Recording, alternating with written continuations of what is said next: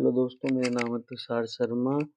आज की current affair में पहला इम्पोर्टेंट करंट अफेयर है पश्चिमी एशियाई तनाव और भारतीय अर्थव्यवस्था। पश्चिमी एशिया में जो भी तनाव चल रहा है, उससे भारत की अर्थव्यवस्था पर क्या प्रभाव पड़ता है, आज हम उसके बारे में बात करेंगे। ठीक, पश्चिमी एशिया में भू राजनीति अस्थिरता की शुरुआत जो 2026 में हुई थी, ने भारत की ऊर्जा सुरक्षा, आपूर्ति श्रृंखला और व्यापक आर्थिक स्थिरता के लिए गंभीर चुनौतियां पैदा की हैं। भारतीय अर्थव्यवस्था पर प्रभाव। पहला प्रभाव क्या है? मौद्रिक और बाह्य क्षेत्र। अच्छा, मौद्रिक क्या है? भारत के 95 रुपये एक डॉलर के बराबर, यानी कि रुपए की कीमत दिन ब दिन गिरती जा रही है। दूसरा महत्वपूर्ण क्या बदलाव हो रहा है कि जो भारत में जो विदेशी मुद्रा भंडार है, वो क्या हो रहा है? वो धीरे धीरे कम होता जा रहा है। ठीक। अच्छा, कच्चे तेल हमें महंगा मिल रहा है, तो उससे क्या हो रहा है, जो हमें डॉलर में जो तेल के पैसे देने पड़ रहे हैं विदेश में, तो वो क्या हो रहे हैं, वो सब महंगे हो रहे हैं। इसी वजह से डॉलर की कीमत बढ़ती जा रही है। ठीक। मुद्रास्फीति और राजकोषीय प्रभाव। आयातित मुद्रास्फीति, तेल की कीमतें वृद्धि से कंज्यूमर प्राइस इंडेक्स में 0.2% की वृद्धि हुई, यानी कि जो कंज्यूमर के जो पैसे हैं, जो भी कंज्यूमर चीजें खरीदते हैं, उसमें वृद्धि हुई। क्योंकि जब तेल महंगा आ रहा है, अच्छा तेल महंगा आएगा तो भारत में सभी चीज महंगी। क्यों? क्योंकि अब तुम एक सपोज करो कि अगर 1 किलो आलू है, 1 किलो आलू अगर मंडी से किसी गांव में जा रहे हैं या किसी शहर में जा रहे हैं, तो 10 किलोमीटर की दूरी है, तो वो औसत कैसा लगाएगा? जितना उसका तेल खर्च होगा उतना, और वो अपनी लागत। तो तेल महंगा हो रहा है, तो तेल महंगा होगा तो आलू वो 1 किलो महंगे ही पड़ेंगे। क्यों? क्योंकि जो भारत में यातायात है वो अधिकतर किस पर निर्भर है? पेट्रोल से चलने वाले वाहनों पर। जब पेट्रोल महंगा तो होगा तो उसकी कॉस्ट ऑटोमेटिकली महंगी हो जाएगी। ठीक। राजकोषीय दबाव। सरकार को तेल पर उत्पादन शुल्क कम करना पड़ता है और उर्वरक ईंधन की सब्सिडी बढ़ानी पड़ती है, जिससे क्या होता है, पूंजीगत व्यय के लिए संसाधन कम हो जाते हैं। अच्छा, पूंजीगत व्यय क्या है? यानी कि कैपिटल एक्सपेंडिचर क्या है? उसमें क्या है, अगर अब सरकार सारा ध्यान किस पे दे रही है? ऊर्जा पे दे रही है। ठीक। जो ये क्या क्या तेल पर उत्पादन शुल्क, इस शुल्क को कम करना पड़ रहा है। क्यों? क्योंकि तेल सरकार इतना महंगा थोड़ी बेचेगी, वो अपनी जेब से खर्च। सरकार इस टाइम घाटे में चलेगी। क्यों? क्योंकि वो अपने जो एक्साइज ड्यूटी उसे कम करती रहेगी। तेल वो भले ही महंगा लेगी, लेकिन वो अच्छा कम का मतलब ये नहीं कि तुम मान लियो तेल के पैसे कम कर देगी, नहीं। वो कम करेगी कि जितना उससे महंगा तेल मिल रहा है, उस पे टैक्स ना लगाएगी। जितना चल रहा है उतना चलते रहेंगे। ठीक। जब ये चीज वो जो युद्ध लंबा खिंच गया, तो वो एक्साइज ड्यूटी बढ़ानी पड़ेगी, तो सरकार कहाँ से तक देगी? उसका इम्पैक्ट किस पे पड़ेगा? आम लोगों पर। ठीक। अच्छा, इसमें किया एक एक प्रभाव आएगा के आकार का प्रभाव। पूंजीगत क्षेत्र सुरक्षित है, लेकिन श्रम गहन जैसे खाद्य वितरण, रेस्टोरेंट्स और अनौपचारिक क्षेत्र बुरी तरह से प्रभावित है। जब अभी मैं बताया ना तुम्हें, निर्भरता किस पे है? निर्भरता हमारी ऊर्जा पे है। ऊर्जा क्या? ऐसे एलपीजी है। अब एलपीजी सिलेंडर नहीं मिल रहे, तो ब्लैक मार्केटिंग हो रही है। ब्लैक मार्केट में 55-5600 रुपए का एक सिलेंडर मिला है, जिसकी कुल कीमत कितनी? लगभग 900 रुपए है। लेकिन रेस्टोरेंट को सिलेंडर चाहिए चाहिए। अब जैसे शादी है, शादी ब्याह में सिलेंडर चाहिए, तो ब्लैक मार्केटिंग हो रही है। अच्छा, ब्लैक मार्केटिंग भी इतनी नहीं हो पा रही, तो क्या हो रहा है? के आकार की वो बन रही है। यानी कि अब इसका एग्जांपल है, जैसे कोविड में ऐसे इक्वल चल रहा था सारा मामला, लेकिन क्या हुआ, कोविड के बाद धीरे धीरे गिर गया, तो यहाँ से अब उठना शुरू हुआ। तो ये क्या हुआ? के आकार की इकोनॉमी बढ़ी। के आकार की इकोनॉमी में क्या होता है? जो पूंजी गहन क्षेत्र है वो तो सुरक्षित है, लेकिन श्रम गहन जैसे खाद्य वितरण हुआ, रेस्टोरेंट हुआ, ये जो अनौपचारिक सेक्टर, पूरी तरह से दो तरह के सेक्टर होंगे। एक तो ऑर्गेनाइज, एक अनऑर्गेनाइज। ऑर्गेनाइज का मतलब क्या हुआ? इसकी बात बाद में करेंगे, अभी अनऑर्गेनाइज की बात कर लें। जैसे कि ठेली है, ठेली पे कोई चाउमीन लगा रहा है, गोलगप्पे लगा रहा है, ये सब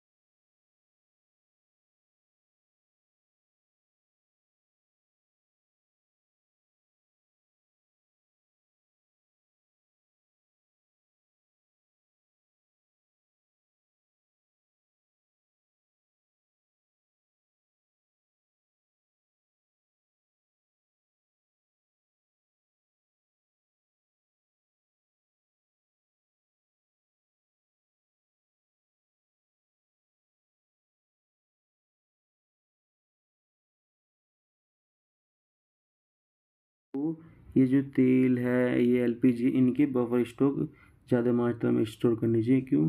क्योंकि मध्य एशिया में युद्ध की घटनाएं हमेशा से होती आई हैं और ये लगभग हमेशा से ही होती रहेंगी। तो इससे बचने के लिए क्या करना है, जो भारत की आपूर्ति है उसे भारत को स्टॉक उसके करके रहने चाहिए तेल पेट्रोल के।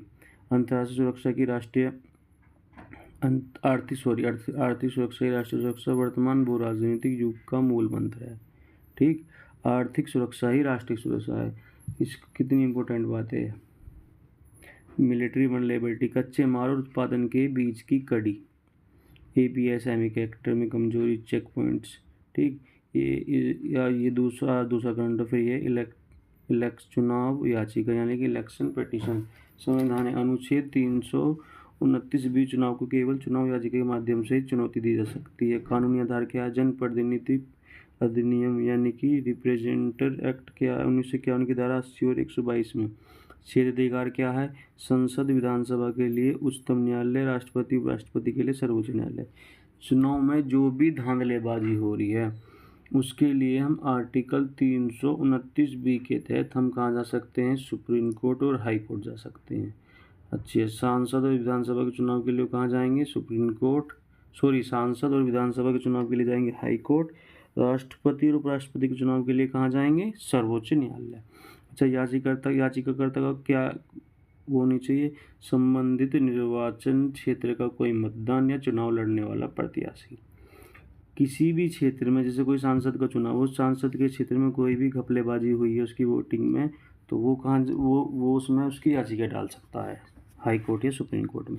समय सीमा क्या है, परिणाम घोषित के 45 दिन के भीतर भीतर ये याचिका डालनी पड़ेगी। ठीक, हाल ही के समय में सुप्रीम कोर्ट की एक रूलिंग आई है, तभी ये करंट का मुद्दा बना है। सर्वोच्च न्यायालय ने स्पष्ट किया है कि अपीली न्यायालय चुनाव याचिका को रिमांड पूर्ण विचार के लिए वापस नहीं भेज सकते। यानी कि चुनाव में कोई धांधलेबाजी हुई, उस धांधलेबाजी के बाद हाई कोर्ट गए, हाई कोर्ट में क्या हुआ, उस पर एक फैसला आ गया, फैसला किसी के पक्ष में आया किसी के विपक्ष में आया, तो उस फैसले का रिव्यू नहीं हो सकता। ठीक, अच्छा, उसमें भी थोड़ी कैटेगरी दी, क्यों नहीं हो सकता, वह मुद्दा पहले नहीं चला दल अधिकरण में नया उठाया गया हो, उसके लिए नए साक्ष्य विशेषज्ञ की आवश्यकता हो, उद्देश्य चुनावी विवादों का निपटारा उपलब्ध रिकॉर्ड के आधार पर जल्द से जल्द करना ताकि लोकतांत्रिक प्रक्रिया में देरी ना हो। कुल मिलाकर चुनावी जो मुद्दे हैं उन पर पूर्ण विचार इन मुद्दों के बाद नहीं हो सकते, यानी कोई नया एविडेंस ना आया हो। अगर नया एविडेंस आया हो तो इस पर पूर्ण विचार हो सकता है। ठीक, अच्छा, भारत में जब हम किसी चुनाव को शून्य घोषित करते हैं यानी किसी इलेक्शन को हम जब रद्द करते हैं उसके आधार क्या क्या हैं। अच्छा, आरपी एक्ट 1951 की धारा 100 में क्या दिया गया, अयोग्यता, यदि निर्वाचित सदस्य चुनाव की तारीख को सदस्य बनने के लिए योग्य नहीं था। ठीक, अच्छा, भारत में जब भी कोई चुनाव लड़ेंगे तो उसकी एक योग्यता होगी, जैसे कि लोकसभा का चुनाव लड़ने के लिए 25 साल की उम्र होनी चाहिए। अगर अभी आपने देखा है कि एक समाजवादी के एक नेता थे, उनके बेटे ने चुनाव लड़ा तो शायद उसने फर्जी कुछ अपना बर्थ सर्टिफिकेट लगा तो उसका चुनाव रद्द कर दिया गया। क्यों? क्योंकि उसने अपनी आयु को बढ़ा कर दिखाया। ठीक, भ्रष्ट आचरण, रिश्वतखोरी, धार्मिक जाति आधार पर वोट मांगने, मतदाताओं को डराना। ठीक, तो ये हो गया नामांकन, यदि नामांकन पत्र में गलत तरीके से स्वीकार या खारिज किया गया हो। नामांकन पत्र में जो गलती हो जाएगी उसके लिए नियमों का उल्लंघन, इसके तहत प्रावधान का पालन न करना। अपील क्या है, अपील की प्रक्रिया, अनुच्छेद 136 या धारा 116 आरपी के तहत उच्च न्यायालय के फैसले के 30 दिन के भीतर सर्वोच्च न्यायालय में अपील की जा सकती है। नोट, स्थानीय निकाय जैसे पंचायत और नगर पालिका चुनाव के मामले राज्य कानून के अधीन होंगे। जो निचले स्तर के जो चुनाव है उनके किसके अधीन होंगे, जो राज्य में कानून है। ठीक, वो सीधे आरपीए उसके तहत नहीं आ सकते। ठीक, तो आज के करंट अफेयर, प्लीज़ चैनल को लाइक करें, सब्सक्राइब करें, कमेंट करें।